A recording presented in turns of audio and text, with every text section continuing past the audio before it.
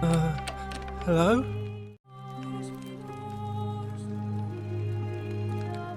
My name's Dooley. I live here now because I got in trouble and they said they had to lock me up.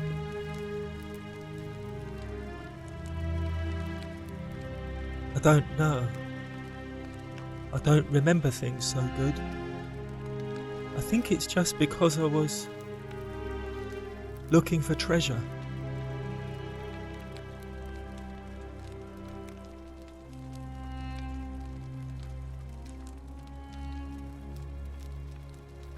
Yes, but I wasn't. I was just looking.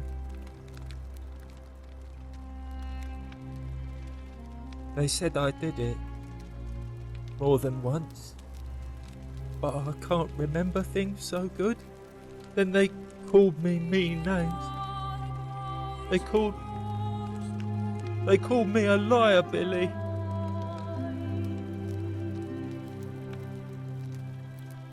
Yes. They said I have to live here now and gave me this letter. But I'm not good with words. Do you think you could read it for me? What does it say?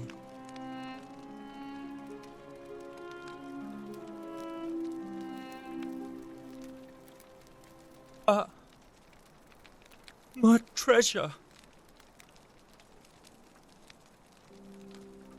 My friend Hannibal used to look after me, and he said he always would. But then, he died. It was very sad. He said if anything ever happened to him, I had to find something very precious hidden away. He gave me this key and made me promise to keep it safe until I found the treasure. But I couldn't find him. All I remember is he said something about the cisterns, but when I went up to the high one, they put me in here. Now nobody looks after me, except my friend Galerius and Ek, the priestess lady. She's a nice lady.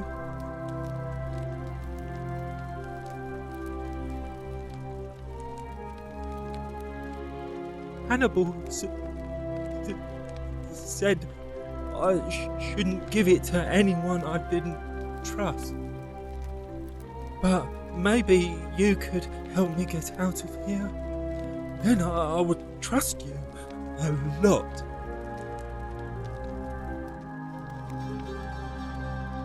Galerius already tried that. He said the magistrate wouldn't listen, no matter what.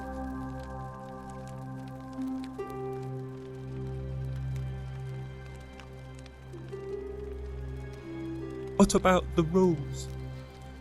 I don't want everyone to get in trouble because I was bad.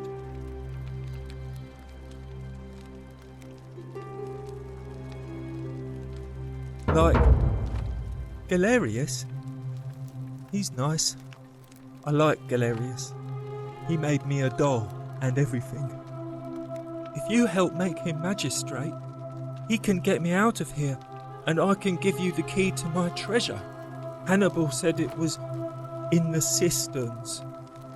I can't remember what it was, just that it was way up high and very precious.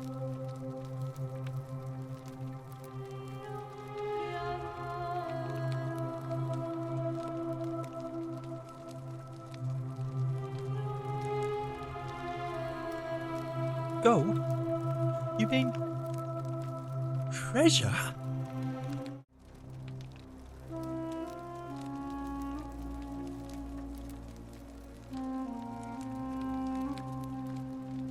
You're going to let me out of here? Really?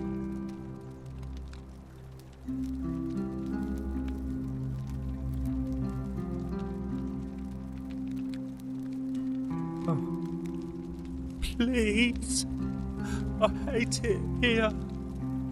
It makes me very sad. Bye-bye.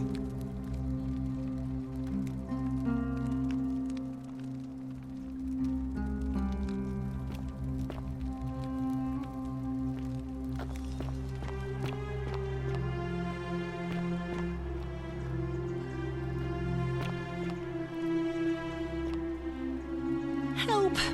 You have to do something! A man arrived in the baths. A real nasty sort, with his face all covered up. And he's got a weapon. You have to do something, or he's going to break the golden rule.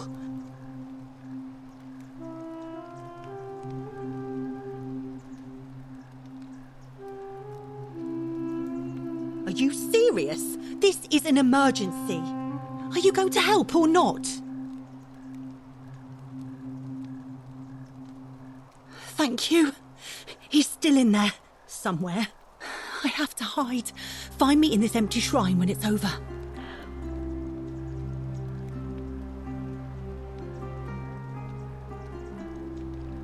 What? Why?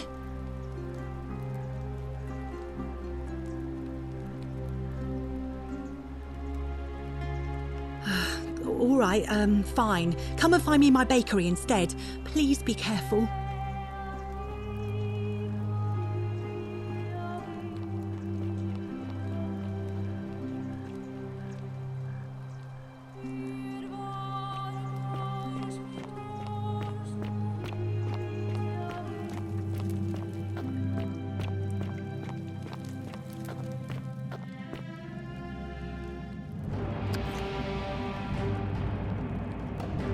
Stop right there. I am looking for Tiberius Quinctius Crispus, otherwise known as Quinctius. Do you know where he is?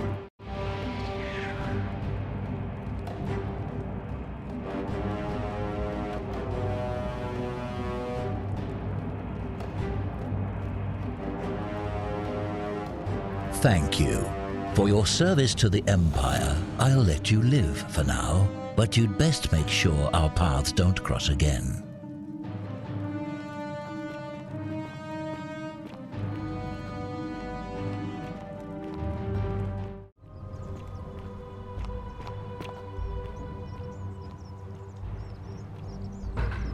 Curse you, cultist!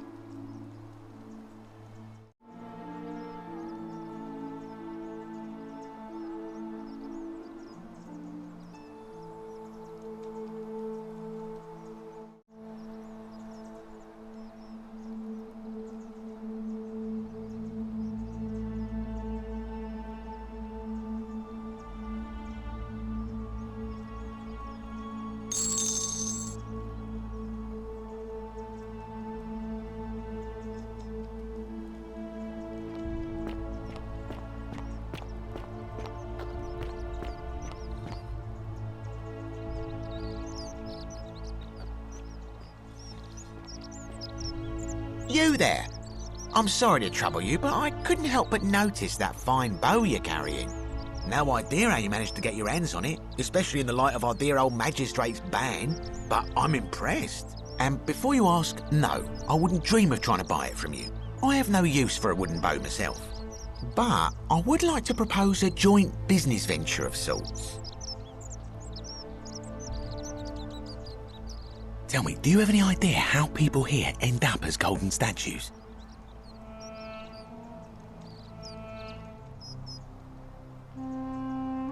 And here I was thinking I was the only one to figure it out.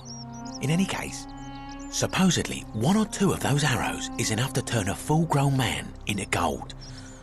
Now, of course, that is a travesty, a terrible, horrible waste of human life which has to be stopped. And yet, on the other hand, I can't help but think of a tale told by that Greek fella Aesop, the goose that laid the golden egg.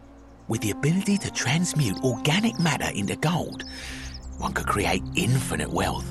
Use your imagination. Golden animals, insects, trees and plants. The Midas touch Without the drawbacks, we are talking riches beyond imagining. And even if we were to split all those riches between the two of us, half of infinite wealth is still infinite. Interested?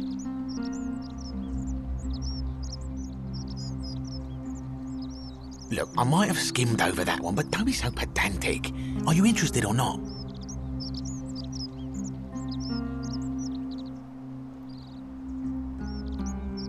Oh, I'm not suggesting we use such a bow on people.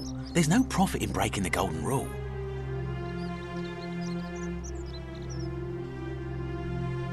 Excellent. So the first question is, how do we get our hands on one of those golden bows?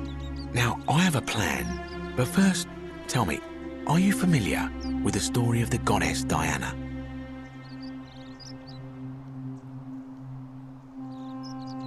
No problem. Allow me to explain. Diana is our goddess of the hunt, the moon, and the underworld, depending on who you ask. The one thing priests and poets agree on is that she carried with her a golden bow and a quiver of golden arrows. And it just so happens that there is a shrine of Diana in this very forum, with a prominent statue of the goddess herself. And would you like to guess what she's holding in her hand? Precisely. I can't tell you how many hours I've spent in that temple staring at it, trying to figure out how to retrieve it without breaking you know what.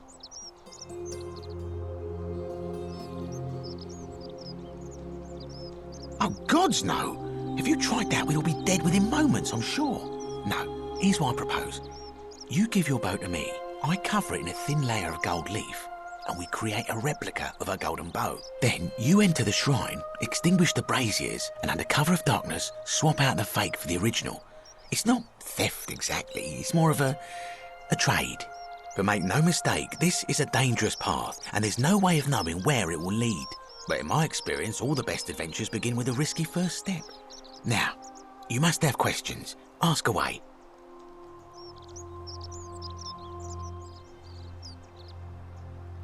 I'm more of an ideas man, whereas you're obviously the more resourceful and heroic type. I have complete confidence in you.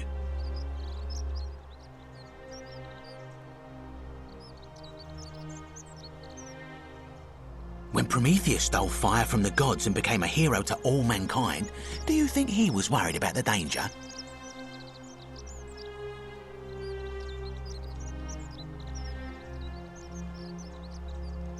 Only because he was silly enough to get caught.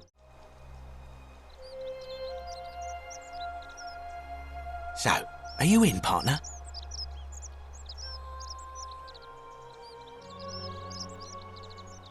Wonderful. Now, if you'll hand over your bow, I can get started applying a layer of gold leaf. This is a quality weapon. Now, bear with me for a moment. And here we are, a gold leaf bow.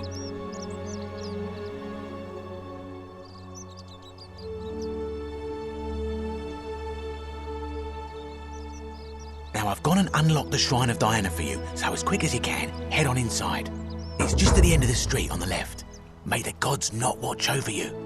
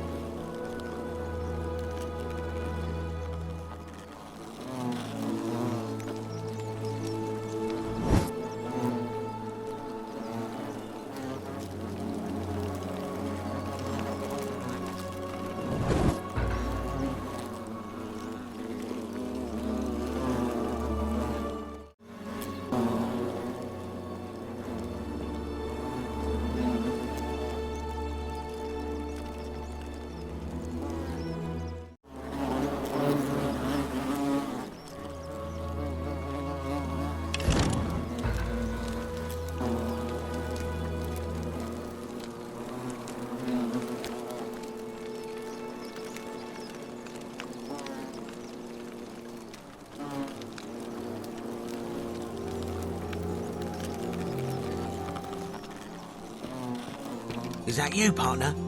Do you have the bow? Wonderful. Just go ahead and slide it under the door for me and I'll unlock it for you. A little bit slow, aren't you? Yes, I locked you in, and until you give me my bow, you're gonna stay in there, like Tantalus in Tartarus.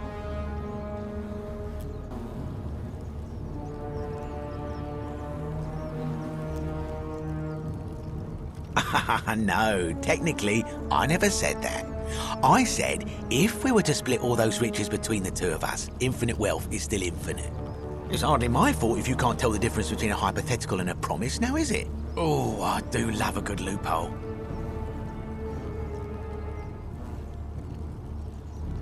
You're just gonna have to take your chances, I'm afraid. The bow, now. And don't even think about giving me the fake one. I'll recognise my own handiwork.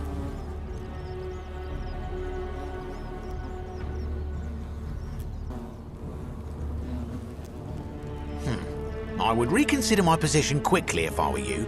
I'm not sure if you noticed, but you're stuck in there with a hornet's nest, and they can be rather aggressive toward intruders. You know, some say it takes 27 hornet stings to kill a man, but I always wondered how anyone could have known that. Let's find out if they were right, shall we?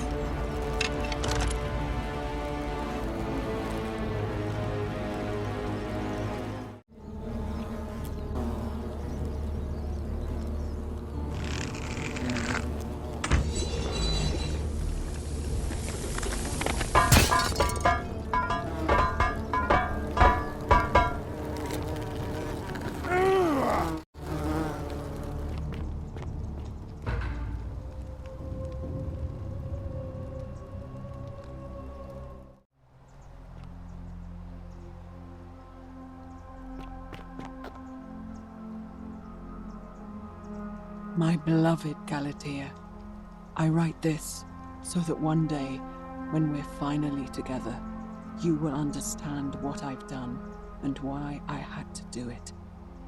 The others will call me mad or a monster, but I don't care what they think. Everything I'm doing here, I'm doing for you. I'll start at the beginning. Soon after my arrival here, as I walked down a corridor lined with golden statues, I thought I heard a whisper behind me. A rasp of air, as if vocal cords of metal strained to say a word or two. I tried to dismiss the idea, tried to concentrate on my work as the city's medic, but that tortured whisper haunted me. Weeks later, in the hallway to the bathhouse, I heard it again, and found myself drawn to the statue of a Roman woman wearing a stola. Her face was contorted with anguish and fear, and, disturbingly, it was as if she was looking right at me. As I walked past her, I heard that strained whisper again, and turning back, I discovered that, even though I had moved, she was still looking right into my soul. That was when it dawned on me. This was no statue. This was a woman trapped within that golden prison. Naturally, I told the others, but when I could not reproduce the results of my experiment, they would not believe me. But from that moment on, I knew the full horror of this place. Immobilized within these statues are living human beings. It was that day, my love, that my heart broke.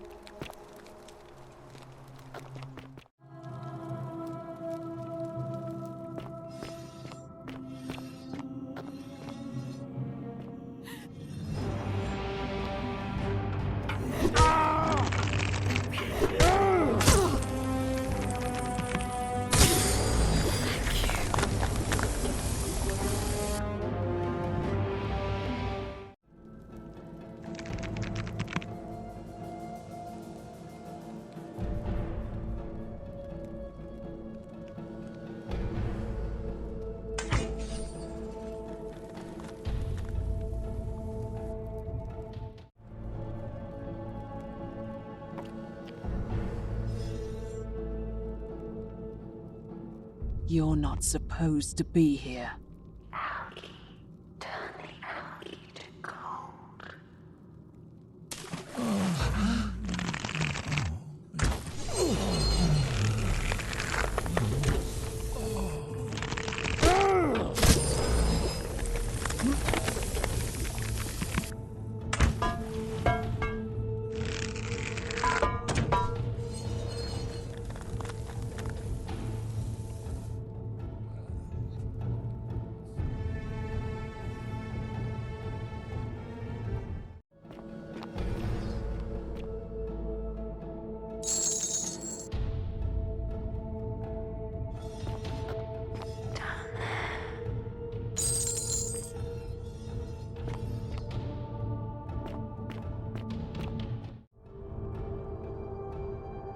My beloved Galatea, after I learned the terrible truth about the golden statues, I wandered the city as if in a nightmare.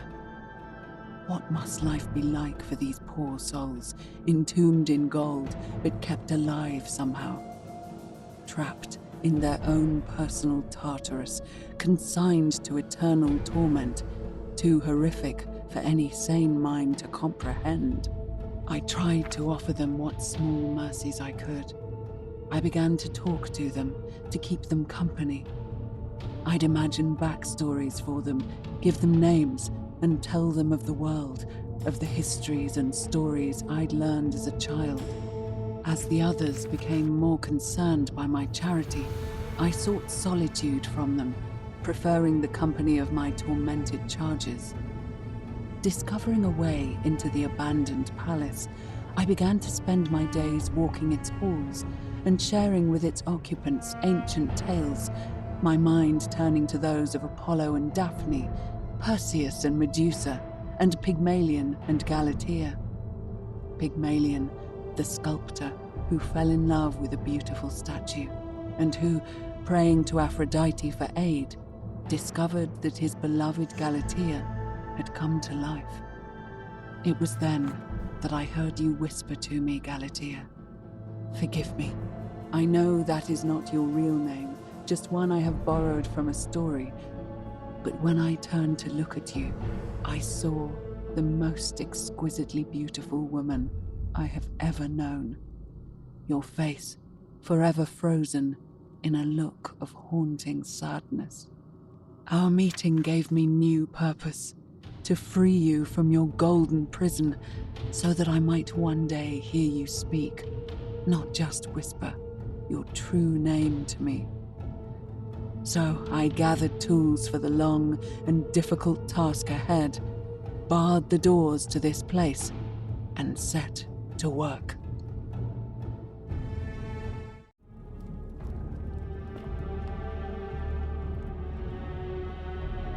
My beloved Galatea, my attempts at freeing these souls from their golden prisons have not been going to plan.